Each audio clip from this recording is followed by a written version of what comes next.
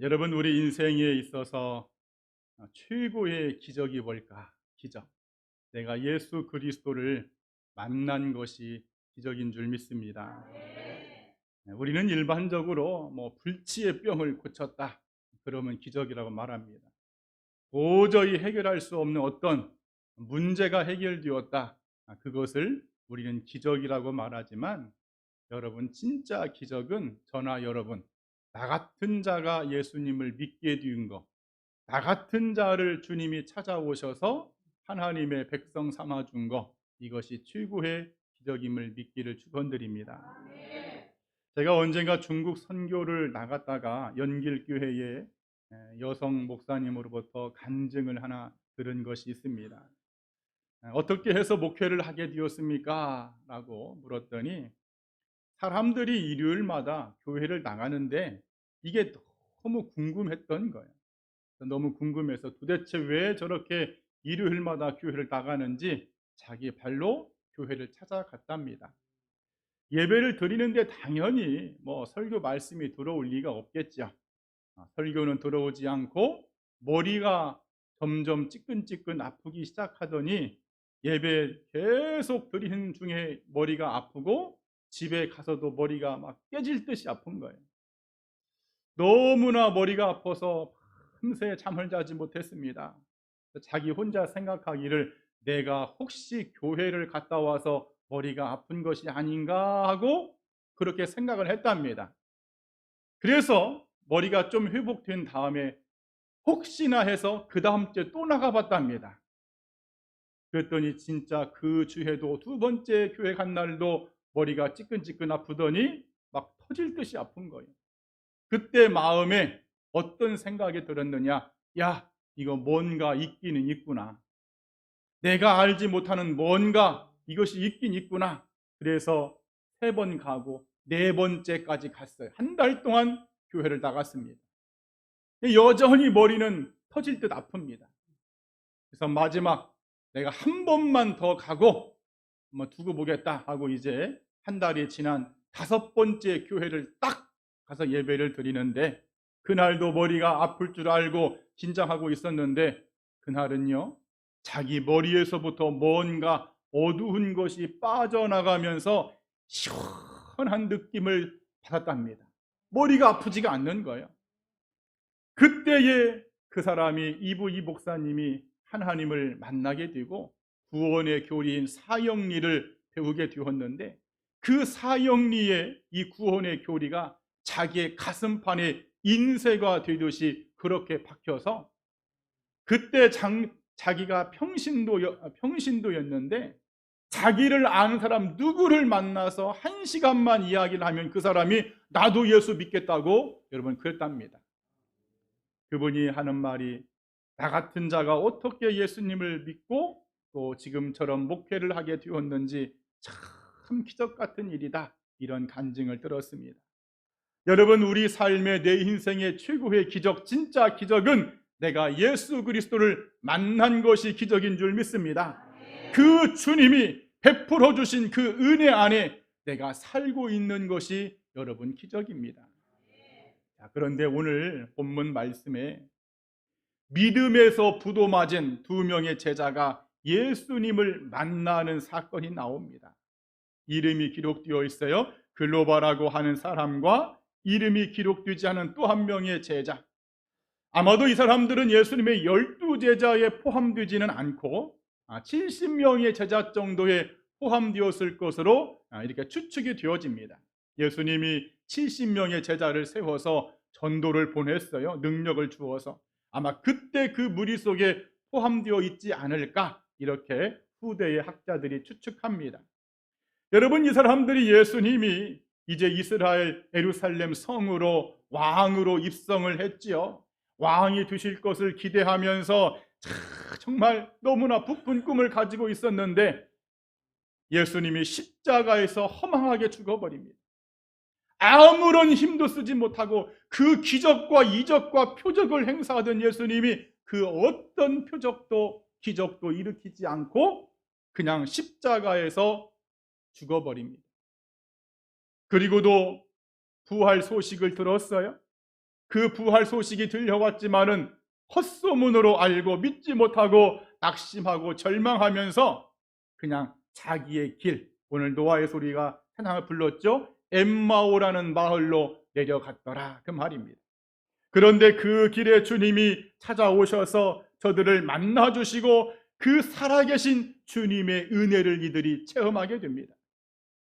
여러분, 그래 오늘 우리들도 이 두 사람을 보면서 혹시 나의 모습이, 내 삶의 마음이 답답하고 현재 내 신세가 앞이 보이지 않고 절망만 들고 낙심만 들고 있는 상태가 아닌지, 그렇다면은 오늘의 이 제자들처럼 주님을 만나는 이 은혜가 이 아침에 있어야 할 줄 믿습니다. 그래 시간의 본문을 가지고 부도난 믿음을 회복시키신 예수님이라는 제목으로 말씀을 증거할 때에 부활의 주님, 다시 사신 예수 그리스도를 만나는 이 아침이 되기를 간절히 축원드립니다. 자, 그러면 첫 번째로 이 두 제자가 예수님을 만나기 전에 이들의 모습은 어떠했을까? 한번 따라합시다. 부도난 믿음의 상태.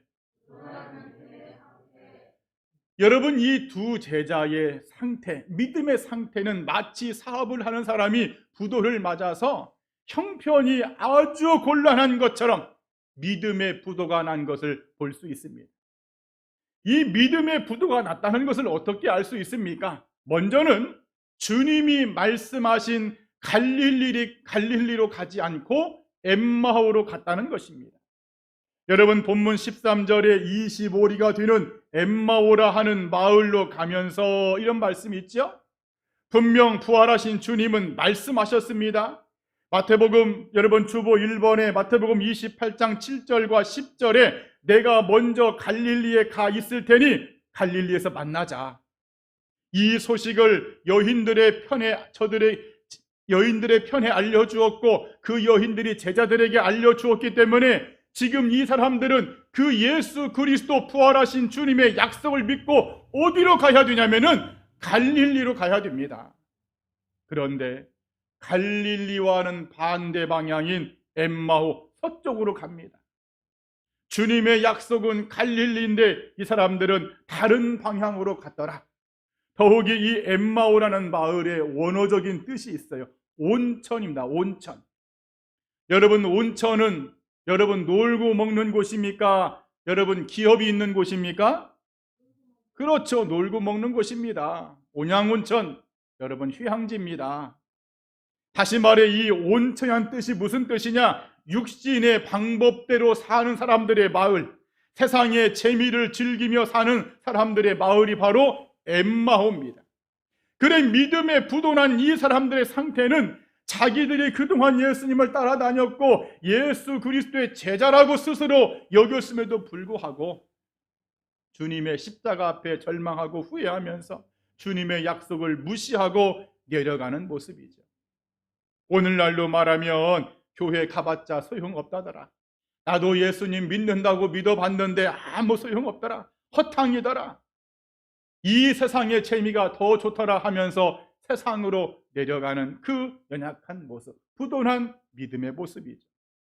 그리고 이 사람들의 부도난 믿음의 모습은요, 예수님에 대하여 정확히 알지 못합니다. 여러분, 우리가 제자라고 하면은요, 그저 며칠, 한 일주일, 여러분 그렇게 한다고 해서 제자가 되는 것이 아닙니다. 적어도 1년 이상, 2년 이상 오랜 시간 배우고 해야 제자가 되는 것이죠. 그래 이 사람들도 아무리 적게 잡아도 12사도가 아니라고 할지라도 1년 이상은 제자로 따라다녔을 사람 가능성이 매우 높지요. 그러면 예수님에 대하여 정확히 알고 있어야 됩니다.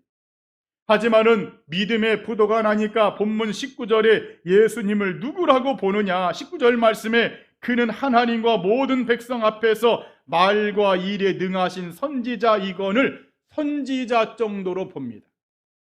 그동안의 이스라엘 역사 가운데 무수하게 왔다 갔던 그 선지자들, 에레미야, 이사야, 그런 선지자 정도로, 에스겔 선지자 정도로 예수님을 봤다는 거예요. 이게 틀린 것이죠.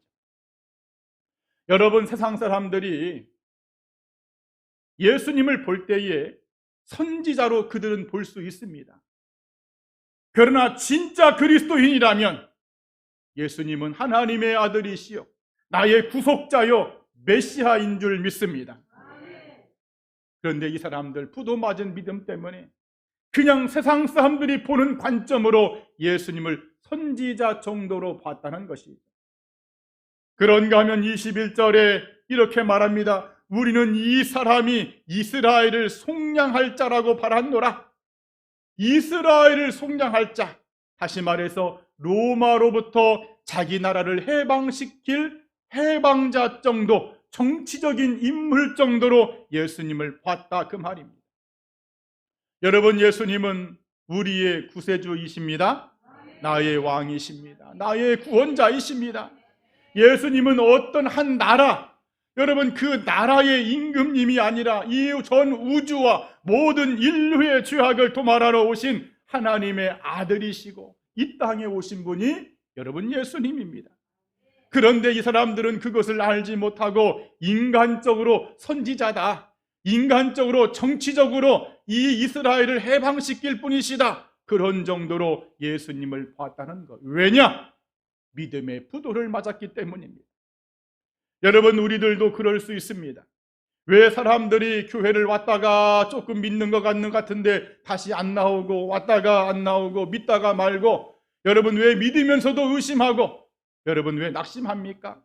예수님이 정확히 누군지를 모르는 거예요. 여러분, 예수님을 정확히 안다면 그렇게 믿음 생활 엉터리로 할 수 없습니다. 오늘 여러분들은 그 주님을 정확히 알기를 축원드립니다. 그리고 이 사람들이 믿음의 부도를 맞으니까 예수님을 옆에 두고도 그 주님을 알아보지 못합니다. 오늘 본문 16절에 그들의 눈이 가리어져서 그인 줄 알아보지 못하거늘 이렇게 말하죠. 이 사람들이 예루살렘에서 엠마오까지 25리가 되는 길을 서로 주고받으면서 두 사람이 길을 가는데 문득 예수님이 그곳에 오셨죠. 이 사람들이 하는 이야기는 지금 예수님에 대한 이야기를 하고 있었습니다. 특별히 예수님이 십자가에서 죽어버린, 허망하게 죽어버린 이야기입니다. 아니 어떻게 그렇게 능력이 많으신 분이, 그런 선지자가 어떻게 그렇게 허망하게 죽을 수 있지? 죽은 자도 살리셨던 그 예수님이 어떻게 그렇게 아무 소리도 아니하시고 그렇게 비참하게 죽을 수 있지? 여러분, 이때 부활의 주님이 그들과 동행하시죠. 문제는 저들의 눈이 가리워져서 예수님인 줄 알지 못하더라. 주님의 목소리조차도 분별하지 못합니다. 많은 분들이 이 부분에 대해서 궁금증을 가지고 있습니다. 아니 어떻게 모를 수 있지? 제자라고 하는 사람들이 어떻게 이것을 모를 수 있을까? 하지만 여러분, 이것은 영적으로 해석을 해야 됩니다. 물론 육신적으로도 인간적으로도 이 사람들은 12명의 제자에 포함되지 않았기 때문에 부활하신 몸으로 변화된 예수님을 모를 수도 있습니다. 저희 아파트에요, 저와 종종 인사를 나눴던 여자분이 계셨어요. 엘리베이터를 타거나 지나가면서 안녕하세요, 안녕하세요. 왜? 우리 라인이니까. 제가 언젠가 모 교회 가서 설교를 하는데 딱 그분이 앞에 앉아 있는 거예요. 우리 저기 한 김용순 권사님 정도에 앉아 계시더라. 저는 단번에 알아보고 저분이 이 교회 성도였구나. 저는 알았습니다. 왜? 맨날 보는 분이니까. 그런데 며칠 뒤에 그분을 다시 만났어요. 엘리베이터에서. 안녕하세요 인사를 했는데 아무 얘기가 없어.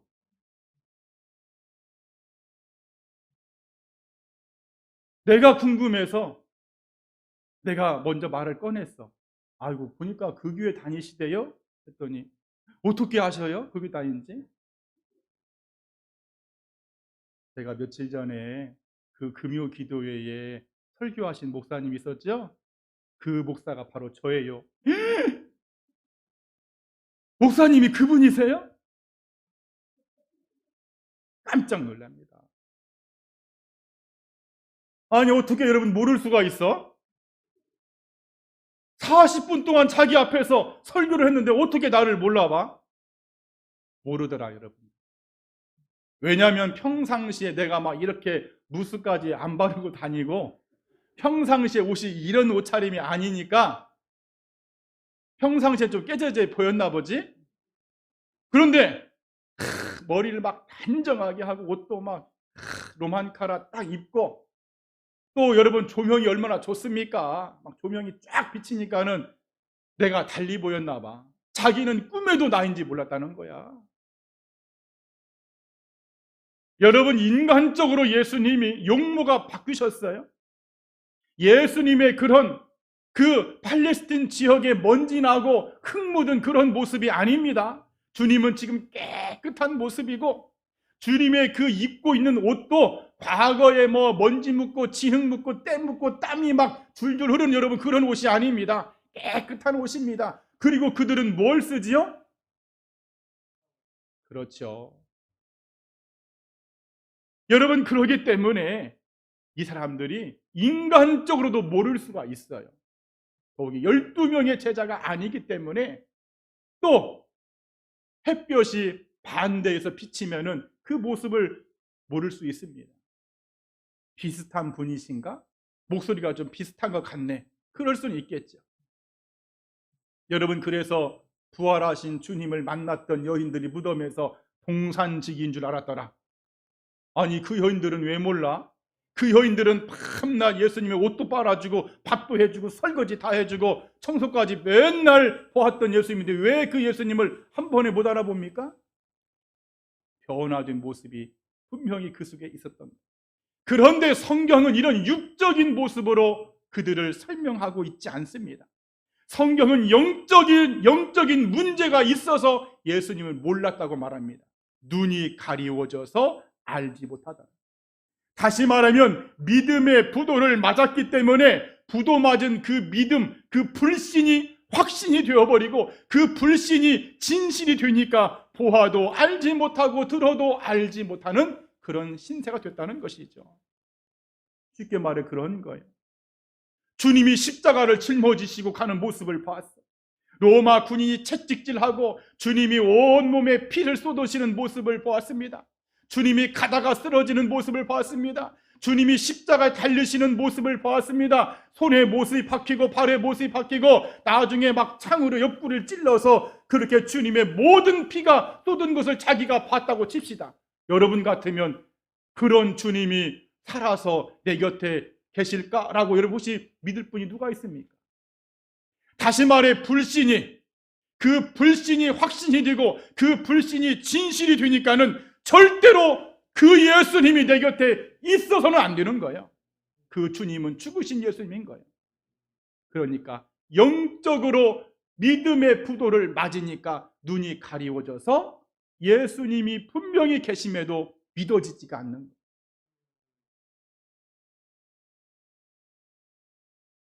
그래 주께서 말씀하신 바 너희가 듣기는 들어도 깨닫지 못할 것이요 보기는 보아도 알지 못하리라.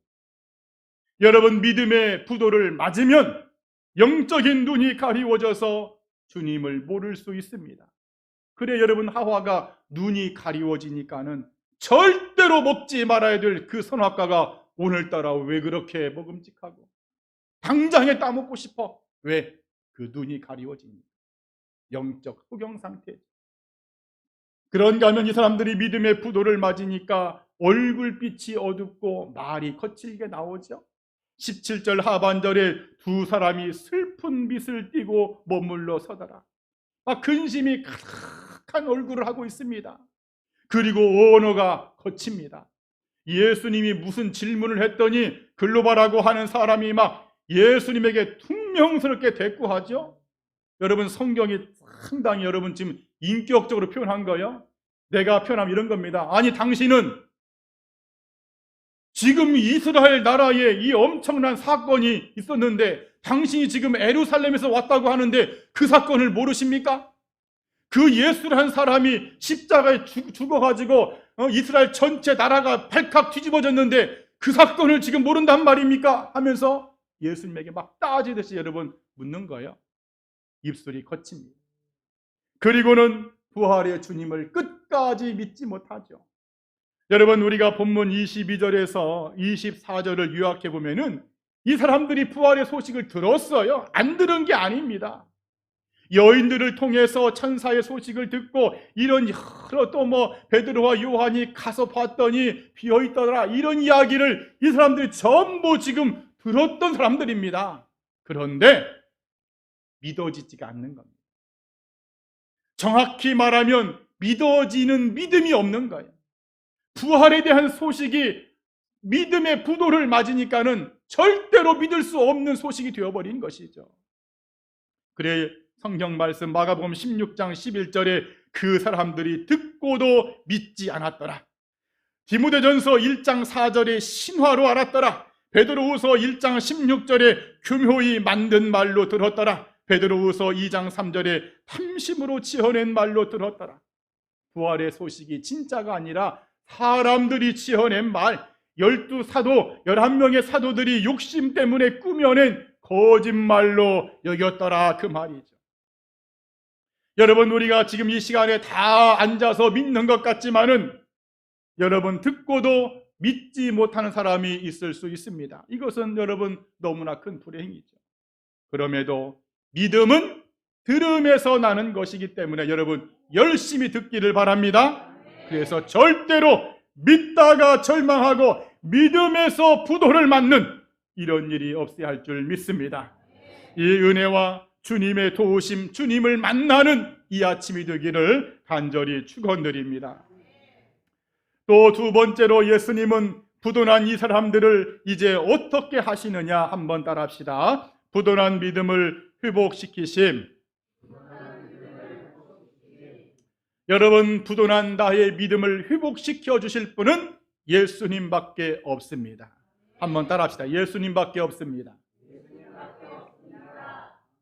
오늘 이 사람들도 주님이 만나 주셔서 회복시켜 주시는데 먼저는요, 거룩한 질문을 하십니다. 거룩한 질문. 너희들이 지금 무슨 이야기를 하고 있느냐? 무엇에 관하여 이야기를 하고 있느냐? 여러분, 주님은 질문을 던지시는 분이십니다. 베드로에게는 뭐라고 질문하십니까? 너는 나를 누구라고 생각하느냐? 요한복음 21장에서는 요한의 아들 시몬아, 네가 나를 사랑하느냐? 나를 사랑하느냐? 나를 사랑하느냐? 3번이나 물으셨어요. 병자에도 주님은 질문하시죠. 네가 낫고자 하느냐? 병자를 고칠 때도 내가 해야 할 이 일을 네가 할 줄 믿고 있느냐라고 질문하십니다. 여러분, 그런데 그 예수님은 오늘 저나 여러분들에게도 질문을 하신다는 사실입니다. 아픈 성도에게는 네가 아픔에서 치료받기를 원하느냐? 갈 길을 몰라 방황하는 사에게는 너의 갈 길을 인도받기를 원하느냐? 문제가 있는 성도에게는 그 문제에서 네가 해결되기를 원하느냐? 오늘도 그 주님은 나의 심령 가운데 찾아오셔서 여러분 질문을 하실 텐데, 그럴 때에 그 질문 앞에 오직 아멘으로만 입을 열기를 바랍니다.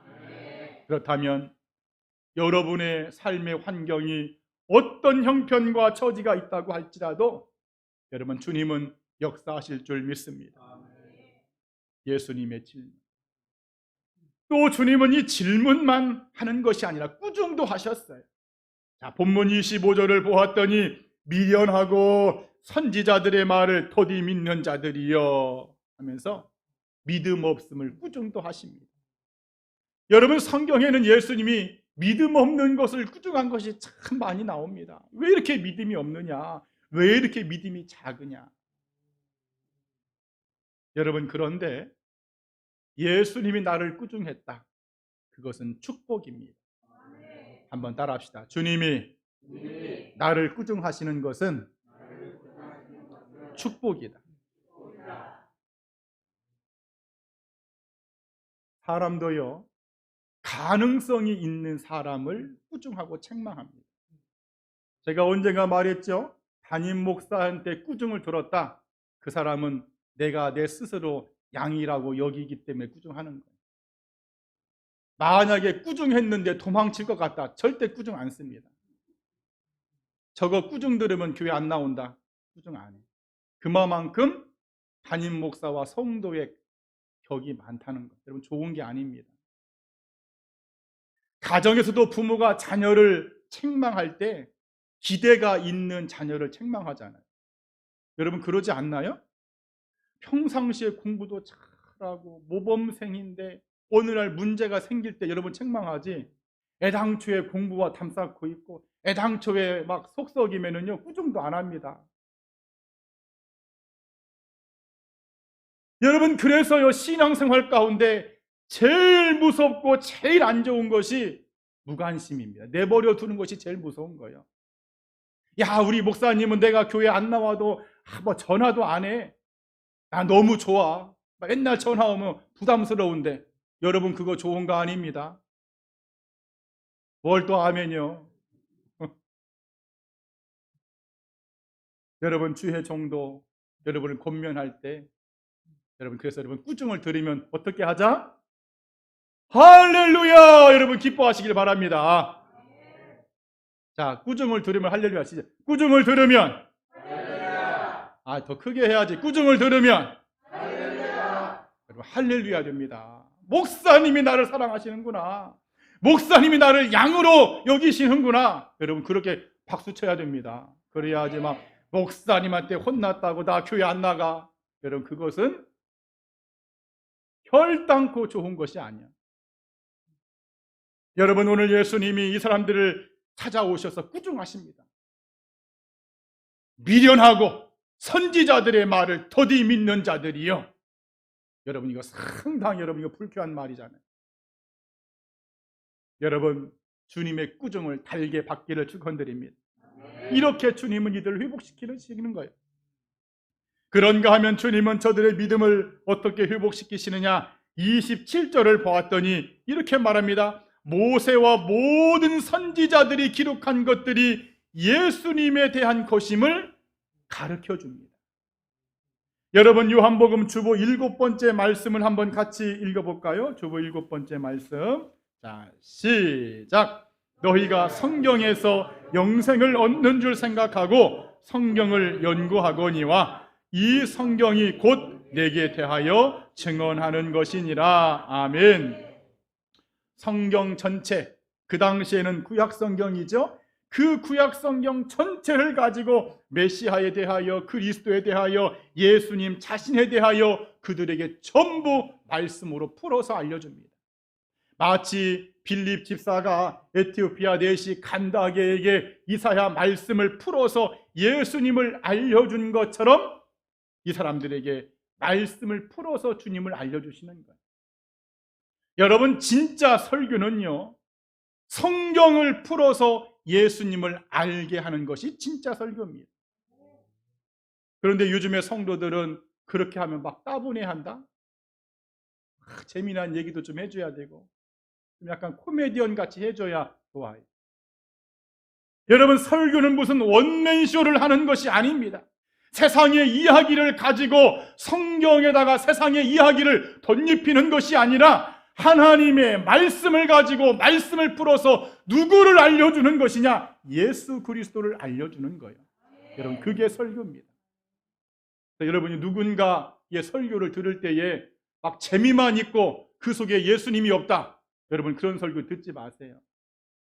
여러분의 영혼을 망치게 하는 설교입니다.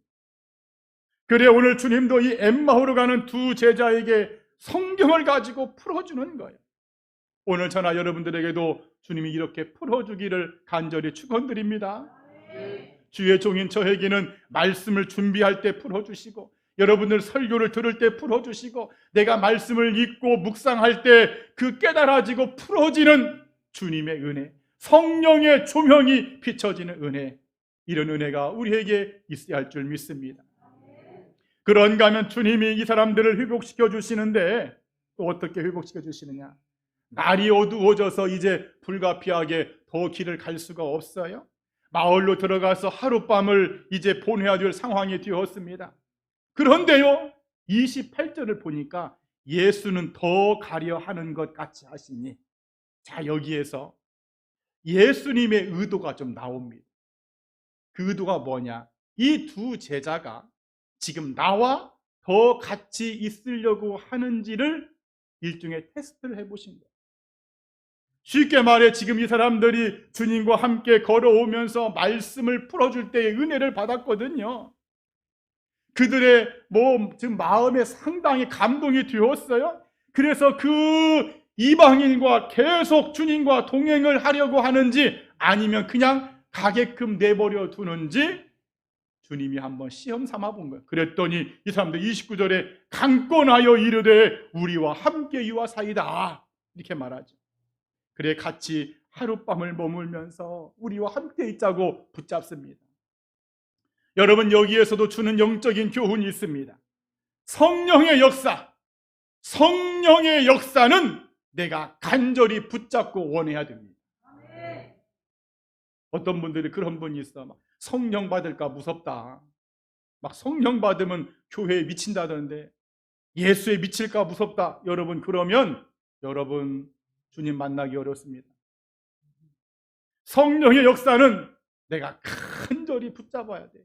약복강에서 예수님을 붙잡았던 그 야곱의 마음으로 붙잡아야 됩니다. 엘리야의 갈멜산에서 불이 떨어지기를 붙잡았던 그 간절한 마음으로 붙잡아야 역사가 일어나는 거지. 여러분, 그렇지 않으면 여러분 어렵습니다. 여러분들 언제나 간절히 소망하기를 원합니다. 그래서 이렇게 같이 하룻밤을 머물려고 숙소에 들어왔어요. 음식이 차려지고 떡이 앞에 놓였습니다. 주님이 그 떡을 향해서 축사하시면서 떼어주시면서 그들이 먹는 순간 이 사람들의 눈이 활짝 열려집니다. 그때서야 함께 걸어오면서 성경을 풀어주고 은혜를 주었던 분이 예수님이셨구나. 그분이 부활의 주님이셨구나. 그러나 예수는 보이지 아니하시더라. 여러분, 여기에서 중요한 영적인 교훈이 뭐냐? 주님이 주신 이 떡은요, 그냥 육신의 떡을 말하는 것이 아닙니다. 주님의 손에 들려서 축사가 된 이 떡은 마치 우리가 성만찬 때 먹던 바로 나를 위해 죽으신 주님의 몸인 줄 믿습니다. 이 사람들이 그 주님의 몸을 먹었더니 그들의 눈이 가리워졌던 육신의 비늘이 벗겨지고 영적인 눈이 띄어진 것이죠. 그 주님의 몸을 살을 먹는 순간 닫혀진 눈이 열려졌습니다. 여러분, 이런 은혜가, 이런 회복의 역사가 누구에게? 오늘 나에게, 한번 다 함께 나에게 이루어지게 하옵소서. 아멘. 이렇게 여러분, 주님은 이 사람들의 부도난 믿음을 회복시켜 주십니다. 여러분, 이 회복의 역사, 부도난 믿음의 회복의 역사, 절망 가운데 소망을 잃고 가는 이 역사 가운데 다시금 힘을 주시는 이 예수 그리스도의 은혜가 우리 모두에게 있기를 이 아침에 간절히 축원드립니다. 마지막 세 번째 예수님을 만남으로 그러면 이 회복된 사람들의 모습이 어떠할까? 한번 따라합시다. 회복된 믿음의 결과. 여러분, 기독교는요, 변화의 종교죠. 진짜 예수님을 믿으면 변화가 일어나야 됩니다. 이거 믿는 것이나 안 믿는 것이나 별 차이가 없다 그러면 이건 뭔가 진짜 믿는 것이 아닙니다. 진짜 믿었다 그러면은 달라지는 것이 있어야 돼요. 마음이 달라지고 생각이 달라지고 얼굴이 달라지고 언어가 달라지고 행동이 달라지고. 그래, 오늘 이 사람들도요, 말씀을 들을 때 성령이 뜨겁게 변화하는 걸 느꼈다고 고백을 합니다. 32절에 그래 성경을 풀어주실 때에 우리 속에 마음이 심령이 뜨겁지 아니하더냐. 마치 얼음이 뜨거운 불 옆에 있을 때 녹아져 내리는 것처럼 단단해진 마음, 불신의 마음, 그 의심의 마음이 주님에게 시험 들었던 그 마음이 풀어지고 열려지지 아니하더냐 라고 고백을 했다는 것이죠. 여러분, 우리에게도 이런 풀어지고 열려지는 강팍한 심령이 녹아져 내리는 이런 은혜가 있기를 축원드립니다. 분명 우리가 예수님을 믿으면서 이런 마음이 찾아올 때가 있어요. 항상 옥토와 같은 마음, 여러분 그거 없습니다. 어느 때는 옥토다가 또 어느 때는 길가고 또 어느 때는 막 돌밭이고 어느 때는 또 가시가 또 얼마나 많은지, 닫혀진 마음이 있을 때에 예수님이 찾아오셔서 내가 그 예수님을 만남으로 말미암아 내 마음이 녹아져 내리는 거야. 무엇이든지 다 받아들일 수 있는 넓은 마음으로 바꿔집니다. 이런 마음이 내가 되어야 되지 않을까. 아멘이시죠? 그리고 이 사람들의 믿음이 회복되니까요, 영적 닫혀진 눈이 열려지게 되는데, 여러분 우리가요 육신적으로도 장애인들 중에 제일 싫어하고 답답한 여러분 그런 장애우가 누굽니까? 눈이 보이지 않는 것. 우리가 웬만한 장애를 겪어서는 여러분 다 다닙니다. 여행도 다녀, 볼 거 다 봅니다.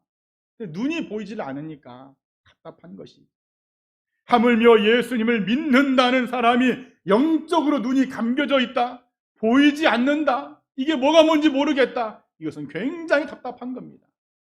주께서 말씀하신 바 소경이 소경을 끌고 가는 것 같은 거예요. 하지만 주님께서 회복시켜 주시니까 눈이 열립니다. 여러분, 이 눈이 열려지는 축복이 임하기를 축원드립니다. 창세기 보면 아브라함의 첩 하갈이요 아들과 함께 쫓겨났어요. 광야길을 가는데 물이 떨어졌습니다. 이제 거의 죽게 생겼습니다. 아들도 저만 채서 지금 점점 죽어가고 있습니다. 사실은 여러분 우물이 옆에 있었습니다. 우물이 보이지가 않아. 왜요? 영의 눈이 가리워져 있으니까. 그러니까 막 하나님 앞에 부르짖고 하나님 막 펑펑 통곡하고 우니까 하나님이 그 눈의 비늘을 벗겨주니까 저기에 오아시스가 있네. 그 우물을 보게 되죠. 열왕기에 엘리야의 종 게하시가 눈이 열려지지 않으니까 아람 군대가 쳐들어왔습니다. 야, 이거 죽었다, 큰일 났다. 엘리야가 말하죠. 야, 다시 가서 봐라 했더니 그 영적인 눈이 열려지니까는 그 아람 군대 뒤에 하나님의 천군과 천사들이 어마어마하게 칼을 차고 지금 다 그들을 포위하고 있습니다. 여러분, 우리 성도에게 이 영적인 눈이 열려졌다, 그러면 이 세상의 문제는 아무것도 아닌 것으로 보일 줄 믿습니다. 여러분, 왜 우리가 육신의 문제 때문에 코 빠져 있고 낙심하고, 왜 우리가 이 땅의 삶의 문제 가지고 절망하고 근심하고, 여러분 왜 그렇습니까? 사실은 영적인 눈이 열려지지 않았기 때문에 그렇습니다. 영적인 눈이 열려지기만 하면은 이 땅의 문제는 아무것도 아닙니다. 나에게 있는 문제들은요, 여러분 문제가 아닌 것이 된다는 거예요. 한번 따라 합시다. 영적인 눈이 열려지면 이 세상의 문제는 아무것도 아니다. 아무것도 아닙니다. 여러분, 이런 역사를 체험하는 여러분 모두가 되기를 소망합니다. 이 믿음의 결과죠. 회복의 결과. 그런가 하면 33절을 보았더니 곧 그때로 일어나, 이런 말씀이 있어요. 33절에.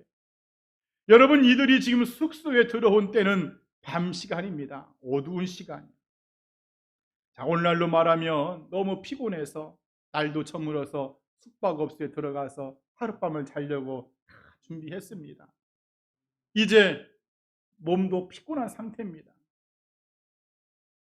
그런데요, 예수님을 만났는데 이 사람들이 보통 사람이라면, 일반적인 상식이라면, 그래 뭐 오늘 밤은 여기서 자고 내일 아침 일찍 예루살렘으로 올라가자, 이렇게 했을 법도 한데 즉시로 그 밤에 다시금 예루살렘으로 올라갑니다. 이 모습이 회복된 믿음의 모습이라는 것입니다. 여러분, 예수님의 육신의 부모인 요셉과 마리아도 그런 적이 있죠. 천사가 당장에 떠나라 했더니요, 여러분 그냥 그 밤에 즉시로 떠나가 버립니다. 여러분, 은혜를 받은 사람은, 예수 그리스도를 만난 사람은요 절대로 하나님의 일을 내일로 미루지 않습니다. 하나님의 일을 내일로 미루는 것, 자꾸 뒤로 넘기는 것은, 이것은 마귀의 일입니다. 출애굽기에 보면은요, 이런 일이 있어요. 10가지 재앙을 지금 막고 있는데 개구리 재앙을 지금 막고 있어요. 모세가 바로에게 말하죠. 이 개구리 재앙을 언제 제하여 주면 될까요? 했더니 바로가 뭐라고 합니까? 내일로 재앙을 거두어 주세요. 이렇게 말합니다. 아니, 이런 바보 같은 말이 어디 있어? 지금 당장 재앙을 거두어 주세요 해야지. 여러분, 믿음의 사람이 영적인 일을 자꾸 미루는 것은 이것은 어둠의 역사. 내일부터 기도합시다. 다음 주부터 교회 나갑시다. 다음 달부터 뭐 합시다. 여러분, 그렇게 하지 않기를 축원드립니다. 오늘 이 사람들 보세요. 하루 종일 걸어와서 피곤하고 지치고 지금 밥도 제대로 못 먹었습니다. 더욱이 지금은 밤입니다. 가다가 강도를 만날 수도 있습니다. 모든 상황이 좋지 않습니다. 그럼에도 곧장 일어나서 그 밤에 예루살렘으로 올라갑니다. 그리고 올라가서는 믿음의 형제들과 함께 연합을 하지요. 사도들과 함께 연합을 해서 부활의 예수님을 증거합니다. 여러분, 우리가 믿음의 부도를 맞으면 가장 많이 나타나는 현상이 여러분 뭐냐? 일단은 교회 오기가 싫어집니다. 여러분, 그러지 않나요? 믿음 떨어지면 예배의 자리 오기 싫습니다. 점점 교회와 멀어지죠. 모임도 오기 싫어. 무슨 모임만 오느냐? 놀고 먹는 모임은 나와. 기도 모임, 전도합시다, 뭐 봉사합시다, 청소합시다, 무슨 연습합시다, 축구하고 모이기 싫어합니다. 믿음 떨어집니다. 그러나 믿음이 회복되고 은혜가 충만하다, 어떤 모임이든지 막 즐겁게 나갑니다. 그 발걸음이 가볍습니다. 왜 그렇습니까? 예수님이 그렇게 말씀하셨거든. 두세 사람이 모인 곳에 내가 그곳에 함께 하겠다. 그러니까는 그 두세 사람이 모인 곳에 주님이 오신다니까 나는 그 주님을 만나러 가리라, 주님이 계신 곳에 나도 함께 있으리라 하고 그곳에 가는 거예요. 이해가 되시면 아멘. 그래, 이 사람들이요, 그 밤에 막 올라가서 형제들과 연합하면서 같이 움직이는 거예요. 그리고 예수님을 증거하는 증인이 됩니다.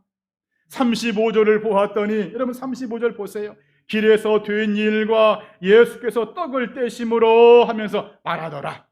예수님을 만났다고 알려주고, 예수님이 이렇게 설교 말씀을 해주셨다고, 구약 말씀을 이렇게 풀어주셨고, 막 그때 우리의 심장과 가슴이 뜨거워졌고, 그리고 예수님이 떡을 떼서 주었는데 갑자기 눈이 밝아지면서 예수님인 줄 알아봤노라고. 사실 이 사람들이 믿음의 부도를 맞을 때는 그냥 허망하게 죽으신 예수님, 아무런 힘도 쓰지 못하고 죽어버린 예수님, 부활했다는 이야기를 들었지만은 거짓말로 부활했다는 그 예수님에 대해서 이야기를 했는데, 이제는 살아계신 예수님에 대하여, 내가 만난 예수님에 대하여 증거합니다. 여러분, 우리도 이렇게 되기를 바랍니다. 내가 만난 예수님. 우리 한번 큰 목소리로, 예수님, 나도 만난 예수님을 증거하게 하옵소서. 여러분, 신앙의 사람들은 모였다 하면 예수님 얘기만 해야 할 줄 믿습니다. 부활의 예수님, 소망의 예수님, 능력의 예수님, 나를 사랑하시는 예수님, 은혜 주시는 예수님, 찾아오시는 예수님, 만나주시고 성경을 풀어주시는 예수님. 여러분, 이 예수님에 대하여 언제나 증거하는 우리 모두가 되어야 할 줄 믿습니다. 이제 말씀을 여러분 정리합니다. 오늘 우리는 예수님에게 실망하고 낙심하면서 믿음에서 부도 맞은 엠마오의 두 제자를 통해서 은혜를 나누었어요. 절망하면서 내려가는 제자들, 주님은 직접 찾아와 주셔서 만나 주시고, 만나 주신 것으로 끝난 것이 아니라 회복시켜 주시고, 그들의 마음의 어둠을 싹 제거해 주시고 모든 문제를 풀어주셨습니다. 여러분, 그래, 우리 인생에게 내 삶의 최고의 은혜와 축복이 뭐냐? 내가 예수님을 만나는 것입니다.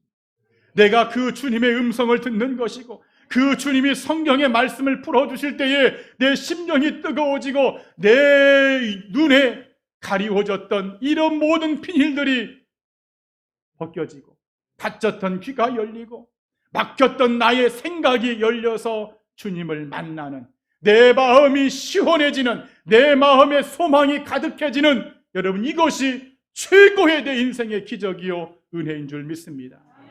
그래 4월달 또 부활의 날인데 또 여러분의 일평생 나를 찾아와 만나주시는 그 살아계신 예수님의 이 은혜를 체험함으로 믿음에서 승리하고 절대로 부도난 믿음에 머물러 있지 않고 언제나 그리스도의 은혜와 사랑과 기쁨과 그 형통함과 축복 가운데 신앙생활의 승리자, 곧 인생의 승리자가 되기를 이 아침에 간절히 축원드립니다. 아멘. 기도하겠습니다.